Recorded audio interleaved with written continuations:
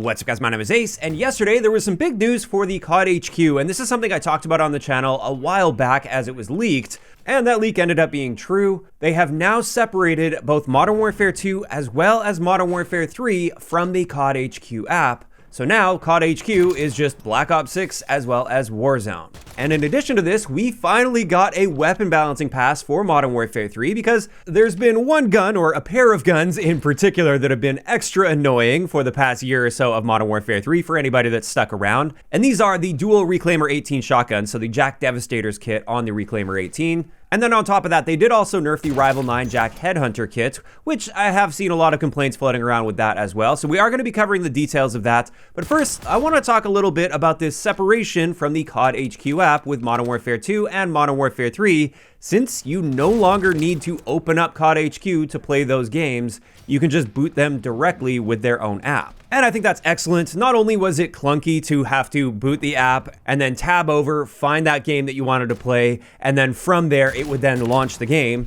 Now you can just straight up boot up the game instantly. But on top of that, especially for PlayStation players that love trophy hunting, we now have access to platinum trophies for both of those games. Whereas previously we didn't, because it was all under one app and you can only have one platinum trophy per game or per app, and it was technically just one game. So that's great news there. Obviously a big question that came up with this, and this is a question I had before we saw the details on this, is what about Warzone? Since they're decoupling Modern Warfare 2 and Modern Warfare 3, what happens to the guns and character skins from those games? Since they're being separated from the CoD HQ app, are they also being separated from Warzone? And the answer to that is no. Those are still available in Warzone, so you can still use Modern Warfare 2 and Modern Warfare 3 guns and character skins in Warzone. I'm really curious to see what happens down the road once we get the integration into Black Ops 7 for Warzone. Are we actually going to have 4 games worth of character skins and, more importantly, weapons? Because we've never seen that before. At most, we've only ever seen 3 games combined into Warzone. And that's already completely overkill in my eyes. That is way too many guns already. So adding a 4th on top of that just seems insane to me. So time will tell on this. Perhaps they will drop support for Modern Warfare 2 or maybe Modern Warfare 2 and Modern Warfare 3 guns once we get the Black Ops 7 integration. Honestly, nobody really knows what's going on at this stage, and we're just going to have to wait for more information on that. I could also see them just keeping those and adding the 4th set of guns. But like I said, I think that would be very overkill when it comes to the amount of weapons, and that means balancing all of them together becomes that much more difficult. Also, when it comes to the CoD HQ app itself, does that mean CoD HQ is dead and every Call of Duty moving on is going to have its own separate app? Well, we don't know for sure. My guess is probably not. Instead, I think what was happening here is they're just clearing space on the CoD HQ app by getting rid of the Modern Warfare games from there. And that's basically just in preparation for the launch of Black Ops 7, which will very likely just be part of the CoD HQ app again. So once that launches, CoD HQ will contain both Black Ops 6, Black Ops 7, as well as Warzone. And I think that makes sense because if they didn't do this and they just integrated Black Ops 6 on top of the games that were already there, I'm guessing if you wanted to download everything, that one app would be like over a terabyte of data to download, which is ridiculous. Obviously, you didn't have to download everything and you could manage your files and only download the bits and pieces that you wanted to. But I do wonder if there is like a hard cap on how big of an app you're allowed to have on PlayStation, for instance, or one of the other platforms, even like Xbox. Either way, that's the news regarding that. Now let's talk about the balancing patch that we got in Modern Warfare 3 yesterday. And let's start it off with the Jack Devastator's nerf, which is the Reclaimer 18 aftermarket part that makes this akimbo. And what they did here is they nerfed our damage across the board. They decreased our fire rate by 21%. So that went from 179 rounds per minute down to 158 rounds per minute per gun. They did decrease our sprint to fire time by 8%, so that's actually a little bit of a buff to our sprint out time, and they increased our hip fire spread by 12%, so that's a nerf to our hip fire spread, so it'll be a little less accurate, harder to hit multiple pellets. And let's take a deeper look at the damage nerf here. If we're using the Jack Devastators without any ammo mods on top of that, with no Dragon's Breath, previously, within 2.5 meters, it was essentially a guaranteed one-shot kill. And I mean one shot as in you only have to fire one out of the 2 shotguns in your hand, and you basically just had to land a pellet or a couple pellets, and you were effectively guaranteed a one-shot kill within that range. Whereas now, within 2.5 meters, it's a 2-shot kill. You have to fire both guns in order to get that effectively one-shot kill. So that's a pretty big nerf there. Additionally, previously, we could get a 2-shot kill, or effectively a 1-shot if you fired both guns at once, out to 11 meters. Whereas now you can only do that out to 2.5 meters. And between 2.5 meters and about 7 meters, it's going to be a 3-shot kill.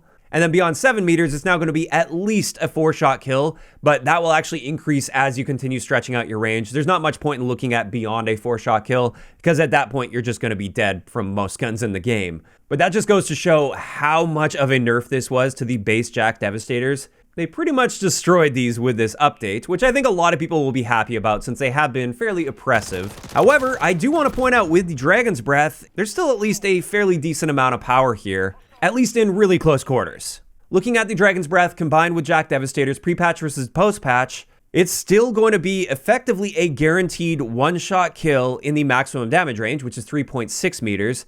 And again, that's firing just one out of your 2 guns. You don't need to fire both of them, so still quite powerful there with Dragon's Breath. Beyond that, between 3.6 and 7.5 meters, it used to be a 2-shot kill, or effectively 1 shot if you fired both at the same time. Now it's a 3-shot kill. And then beyond that, it used to be a 3 or more shot kill. Now it's a 4 or more shot kill. So Dragon's Breath is still very usable in very close quarter situations, but you have to be within that 3.6 meters to really take advantage of that. Beyond that, it drops off very harshly, and you're going to need at least 3 shots to kill. So there we go, JAK Devastators effectively nerfed into the ground with this update. Next up, let's have a look at the Rival 9 JAK Headhunter kit. This one also caught a handful of nerfs. The first thing is they decreased our headshot damage multiplier from 2 down to 1.45. They also decreased our medium damage as well as our minimum damage, so they didn't touch our maximum damage range. And they slightly increased our burst fire delay from 66 milliseconds to 90 milliseconds. And taking a look at what that looks like on a range chart here, in the first 2 damage ranges, it's still going to be a 5-shot kill to the body.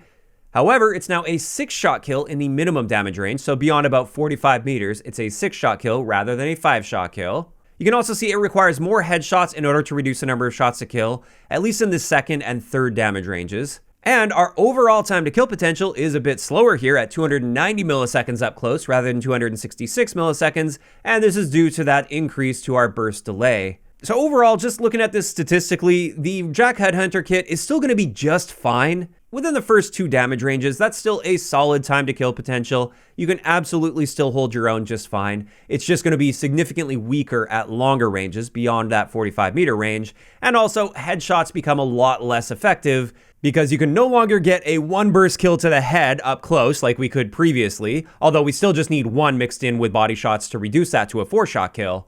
And then beyond that, it's just going to take you more headshots mixed in with body shots in order to help. I wouldn't say they nerfed the JAK Headhunter kit completely into the ground, but it is a notable nerf, and you'll probably notice that it's just not quite as effective as it was pre-patch. And then finally, Sledgehammer did point out that there will be some new Armory unlock challenges available in the coming days. It's not available yet, but it is coming very soon. And this is so you'll be able to unlock the D-Tier 30-06, the Cast-Off LSW, the JAK Lance kit for the MX Guardian, the JAK Volkstorm kit for the Stormender, and finally the JAK Salvo kit for the Cat AMR. So that's good, they've provided a clear path to get all of those. And overall, I'm really glad to see Sledgehammer didn't completely abandon things. Obviously, it's a fairly minimal update. It's not like they did a whole lot here. And it did take them a very long time to get on top of this. I wonder if that's due to the fact that they needed a title update and they weren't going to just get a random title update for a game that's no longer supported. It's no longer really in its life cycle. But with this change to move Modern Warfare 3 out of CoD HQ,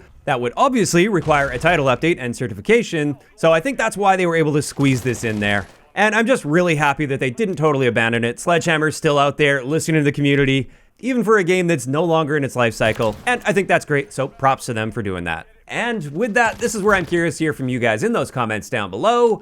First off, how are you guys feeling about the fact that they have now broken up the CoD HQ app, and Modern Warfare 2 and Modern Warfare 3 are now separate apps entirely?